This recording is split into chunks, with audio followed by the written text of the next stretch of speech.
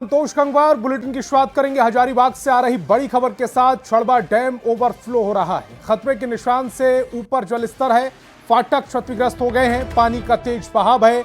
आसपास के गांव में दहशत का माहौल बन गया। मौके पर प्रशासन की टीम मौजूद है।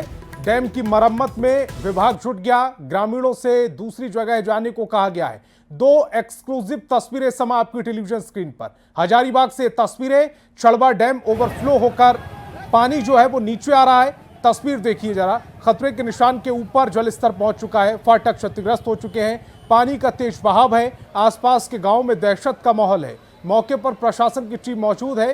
डैम की मरम्मत में विभाग जुट गया है।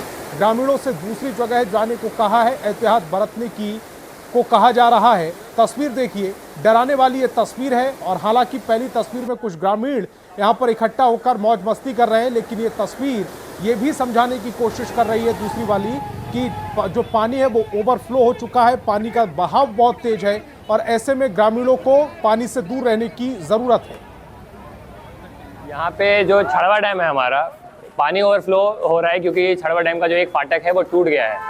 और जो पानी ओवरफ्लो होने के कारण जो यहाँ पे मछलियाँ जो जा रही हैं उसके वजह से आप पीछे देखिएगा जो भीड़ है वो मछली पकड़ने के लिए ये भीड़ लगी हुई है पूरी। यहाँ पे ये आप देख रहे हैं, यहाँ से तो अभी पुलिस प्रशासन ने यहाँ से हटवाया सबको। कल तक भारी वर्षा हुई है रात में, उसके वजह से डैम का एक फाटक जो है वो टूट गया है और पानी ओवरफ्लो हो रहा है, जिसके वजह से पूरा पानी यहाँ पे और मछली और पानी दोनों ही तो निकल ही रहे हैं। रामगढ़ में लगातार हो रही बारिश से जनजीवन अस्त व्यस्त हो गया है। मौसम विभाग ने आज और कल बारिश की आशंका जताई है। इस दौरान पूरे जिले में मध्य से औसत बारिश हो सकती है, तो कई जिलों में भारी बारिश की भी संभावना जताई जा रही है। रामगढ़ में बारिश ने लोगों के जीवन को प्रभावित किया। बारिश के चलते रावण दहन की तैयारी पर भी असर पड़ रहा है। जिले में जगह जगह जल जमाव के कारण लोगों की परेशानियों का सामना करना पड़ रहा है। में लगातार बारिश होने से लोगों की परेशानियां बढ़ गई है। आज विजयदशमी या दशहरा भी है, आज रावण दहन की तैयारियां भी चल रही है, लेकिन मौसम विभाग की माने तो आज तेज बारिश होगी, कहीं कहीं मध्यम दर्जे की बारिश होगी और वज्रपात की भी संभावना जताई गई है। यह बारिश कल भी ऐसे ही जारी रहने वाली है। देर रात्रि तक बारिश के कारण लोगों को काफ़ी परेशानियों का सामना करना पड़ा। खासकर मेला घूमने वाले, पंडाल देखने आने वाले श्रद्धालुओं को ज़्यादा परेशानी हुई है। इसका असर कहीं न कहीं रावण दहन की तैयारियों पर भी पड़ रहा है। आज तक की माने तो 1385 mm बारिश पूरे रामगढ़ जिले में हो चुकी है, जो पिछले 10 वर्षों का ये नया रिकॉर्ड है। बारिश के कारण जगह जगह जल जमाव की भी स्थिति यहाँ पर देखने को मिल रही है। खास करके आप देख सकते हैं, इस वक्त मैं मौजूद हूँ रामगढ़ पतरातू 4 लेन पर। आसमान में बादल छाए हुए हैं और ये बारिश जो है थोड़ी देर में फिर से शुरू हो जाएगी। यहाँ देखा जा सकता है कि किस तरह से आसमान में बादल हैं और कहीं न कहीं इसका असर जो है आम जनजीवन पर भी देखने को यहाँ पर मिल रहा है। फिलहाल जो है मौसम विभाग के माने तो आज पूरे ज़िले में मध्यम से तेज़ बारिश और वज्रपात भी होगी। ऐसे में लोगों को सावधान रहने की ज़रूरत है। जावेद खान, न्यूज़ 18 रामगढ़। और खबर धनबाद से, जहां बीसीसीएल वासुदेवपुर कोलियरी में एकड़ा के ग्रामीणों ने जमकर हंगामा किया है, प्रदर्शन किया है। पिछले एक सप्ताह से एकड़ा में बिजली पानी की समस्या से ग्रामीण बेहाल है, परेशान है। बीसीसीएल प्रबंधन की ओर से 20 घंटे से अधिक समय तक बिजली काट दी गई। बिजली नहीं रहने से पानी की भी समस्या पैदा हुई। नाराज लोग वासुदेवपुर कोलियरी मुख्य गेट के पास पहुंचे और जोरदार हंगामा किया।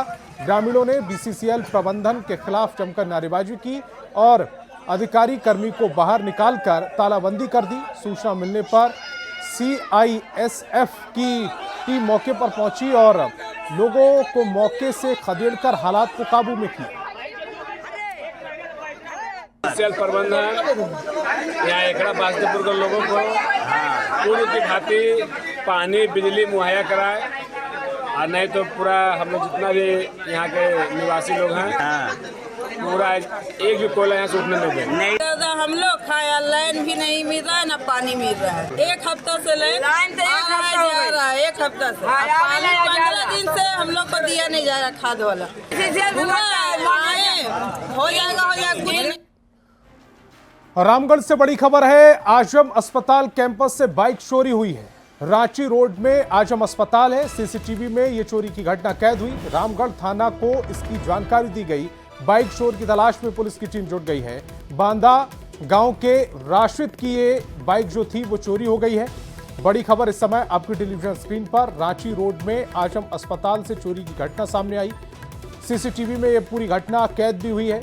रामगढ़ थाना की को इसकी जानकारी दी है। बाइक चोर की तलाश में पुलिस की टीम जुट गई है। बांदा गांव के राशिद हैं जिनकी बाइक चोरी कर ली गई।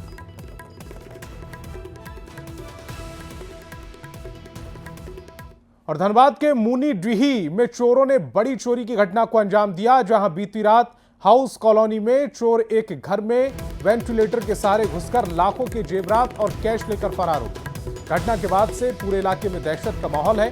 वहीं घटना की सूचना मिलते ही पुलिस मौके पर पहुंची और मामले की जांच में जुट गई। इस वारदात से कॉलोनी के अन्य लोग भी चिंतित हैं और प्रशासन से सुरक्षा व्यवस्था मजबूत करने की मांग कर रहे हैं। अरे मंदिर में बैठा था भैया लोगों के साथ, फिर आया यहाँ पे खाना वाना खा के सो गया। सुबह उठा तो देखा सारा अलमीरा में टूटा हुआ है। घर से सारा ज्वेलरी मेरा शादी का ले गया, मोबाइल ले गया, मेरा पर्स मेरा डॉक्यूमेंटेशन सारा ले गया वो लोग। सुबह उठा बाबू लोग का भी मोबाइल, 3 मोबाइल ले गया, 2 नथिया, 2 मंटिका, 3 नाक का, सारा ज्वेलरी, मेरा चेन, अंगूठी, चांदी का पायल था। और हजारीबाग से बड़ी खबर है। गोरहर थाना क्षेत्र के वेलकंपी के पास बड़ा हादसा टल गया। हल्दिया से दिल्ली जा रहा ट्रक अचानक स्टीयरिंग फेल होने के कारण पुल के डिवाइडर से टकराकर बीचों बीच फंस गया। हादसे में चालक जान बाल बची है। सूचना मिलते ही मौके पर पहुंची पुलिस ट्रक को डिवाइडर से हटाने की कार्रवाई में जुट गई है।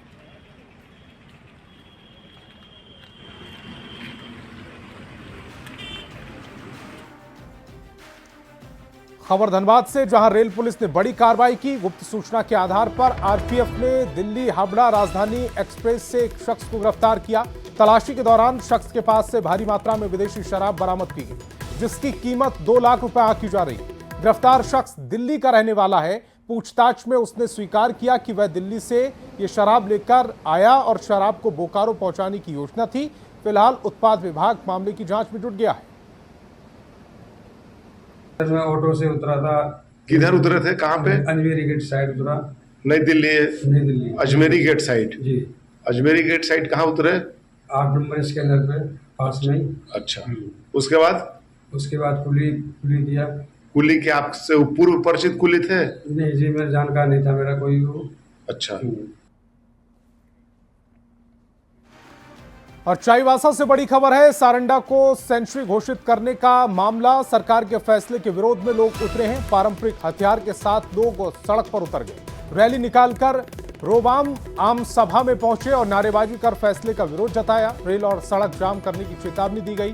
खराब मौसम से नहीं पहुंच सके 4 मंत्री। आम सभा में मौजूद रहे मंत्री दीपक विरहुआ, सिंहभूम की सांसद जोबा मांझी, विधायक जगत मांझी और विधायक सोनाराम सिंकू भी मौजूद रहे।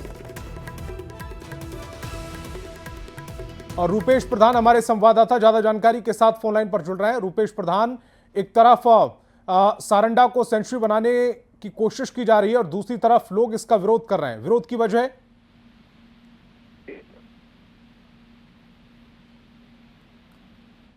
रूपेश, मेरी आवाज मिल रही है?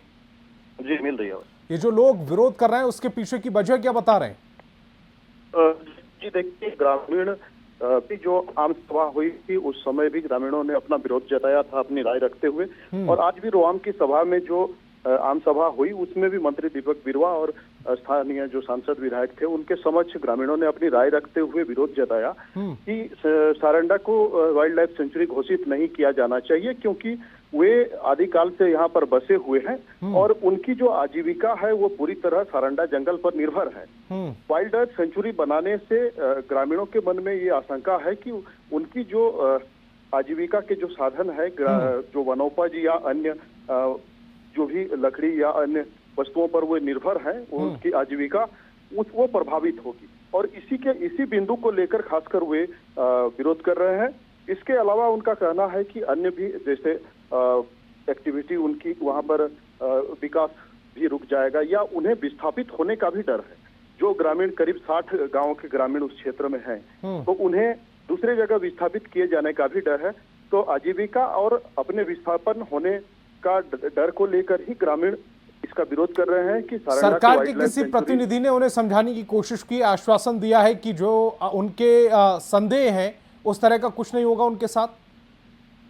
नहीं, इस बारे में आम सभा में किसी प्रकार की ग्रामीणों को ना तो कोई अधिकारियों ने जानकारी दी है और ना ही जनप्रतिनिधियों ने जानकारी दी है। तो अभी सिर्फ ग्रामीणों और अधिकारियों जनप्रतिनिधि का के ये बीच में कहना कुछ है- इस तरह का संवाद नहीं हुआ है। रूपेश, आप हमारे साथ जुड़े, आपका बहुत बहुत शुक्रिया। और झारखंड की पूर्व मुख्य सचिव अलका तिवारी ने राज्य निर्वाचन आयुक्त का पदभार संभाल लिया। 2 अक्टूबर को उन्होंने इस जिम्मेदारी को ग्रहण किया। वह झारखंड की 8वीं राज्य निर्वाचन आयुक्त बनी है। अलका तिवारी 30 सितंबर को मुख्य सचिव पद से रिटायर हुई थी। उसके अगले ही दिन यानी 1 अक्टूबर को सरकार ने उन्हें राज्य निर्वाचन आयुक्त नियुक्त करने की अधिसूचना जारी की। झारखंड में पंचायत और नगरीय निकाय चुनावों की दिशा और व्यवस्था अब अलका तिवारी के नेतृत्व में होगी। तो पंचायती राज विभाग की ये अधिसूचना, जिसके बाद अब अलका तिवारी को एक बड़ी जिम्मेदारी दी गई है। अलका तिवारी को की निगरानी में अब पंचायत और नगरीय निकाय चुनावों की दिशा और व्यवस्था तय की जाएगी। झारखंड की 8वीं निर्वाचन आयुक्त नियुक्त की गई हैं अलका तिवारी। बड़ी खबर, पंचायती राज विभाग की अधिसूचना जारी होने के बाद अब अलका तिवारी के कंधों पर पंचायत और नगरीय निकाय चुनावों की दिशा और व्यवस्था तय करने की जिम्मेदारी है।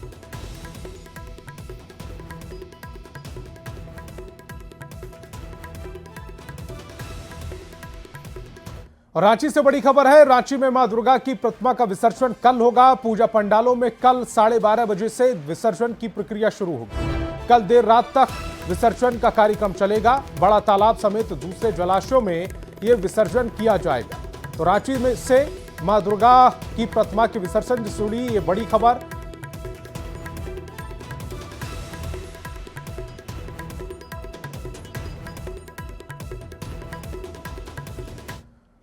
तो सीधे आप